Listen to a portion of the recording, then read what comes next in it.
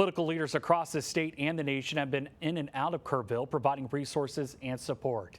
As it continues, some leaders are looking ahead on how to prevent this from happening again. Earl Stodmeyer explains.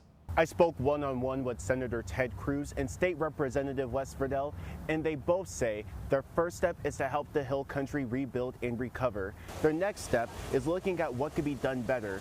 Ted Cruz brought up the idea on how we can improve emergency response times and what can be most effective to accomplish this. I asked him about the possibility of a siren system along the Guadalupe River, and he says it could be a possibility, but wants to review the entire situation before making a move with federal support. What do you think, in your opinion, can be done better moving forward for here in Kerr County and Central Texas and the Hill Country that you're thinking about? Well, listen, as I said, that's going to entail looking to what exactly transpired and taking time based on the actual evidence of what happened to say what would be more effective. I'm confident that conversation will play out in the weeks and months ahead. On the state side, Lieutenant Governor Dan Patrick says the state should cover the cost for sirens to be installed along the Guadalupe if Kerr County can afford it. State Representative Wes Verdell, representing the Hill Country, says he's going to continue to push for state funding at the Capitol and wants to improve cell service in the Hill Country. House Bill 13 was a recent bill Verdell voted against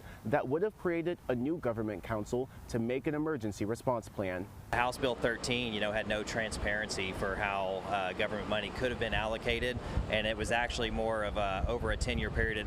I think it would have been a very ineffective bill, and it didn't have transparency that the people of Texas deserve to have with any government agency. So would you be open if there was transparency on how it was spent to kind of improve that? And then, well, I'll just leave it at that. Yeah, I would be open to discussing it more.